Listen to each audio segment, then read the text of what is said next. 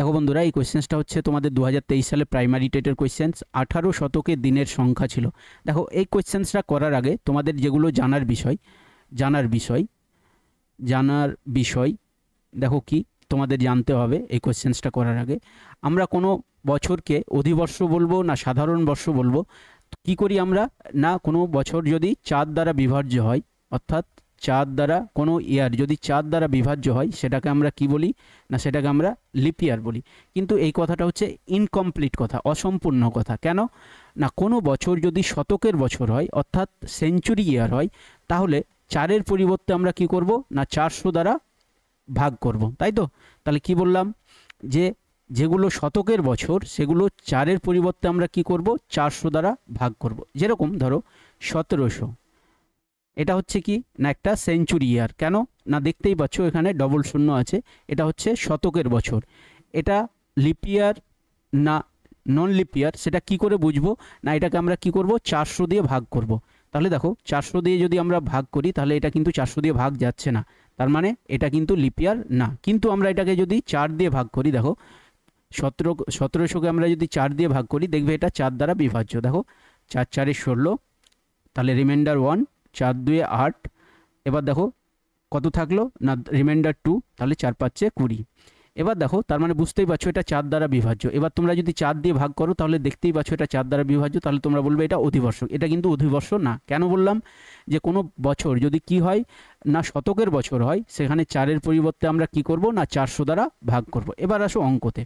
এবার দেখো 18 শতকে দিনের সংখ্যা ছিল। তাহলে 18 শতক বলতে বুঝি আমরা 1701 থেকে 1800 সাল পর্যন্ত।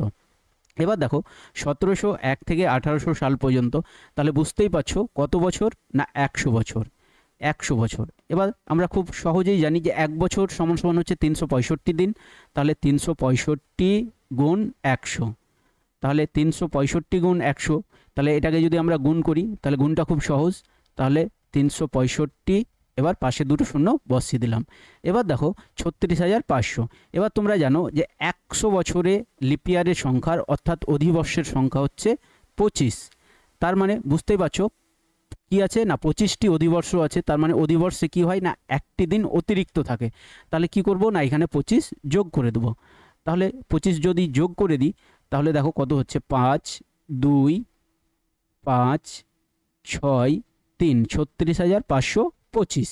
এবার দেখো অপশানেও কিন্তু আছে 36,525।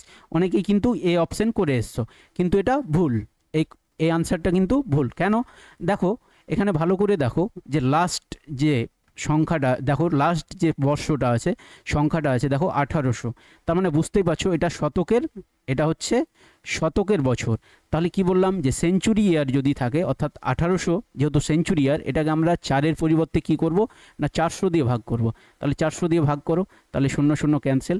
4 দ্বারা কিন্তু বিভাজ্য নয়, তার মানে এটা কিন্তু লিপ ইয়ার না। 1800 কিন্তু লিপ ইয়ার না।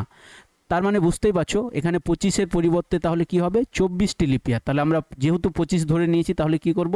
এখান থেকে 1 বিয়োগ করব। তার মানে এখানে 24টি লিপ ইয়ার আছে। তাহলে যেহেতু 1 বেশি ধরে নিয়েছি, তাহলে এখান থেকে কি করো? না 1 বিয়োগ করে দাও। তাহলে কত হবে? না 4, এটা 2 5 6 3, 36,524 হয়ে যাবে এর অ্যাপ্রোপ্রিয়েট আনসার, অর্থাৎ রাইট আনসার। তাহলে কোন অপশানে আছে? না বি অপশান। তাহলে B is the correct answer. আশা করি তোমরা এটা বুঝতে পেরেছো।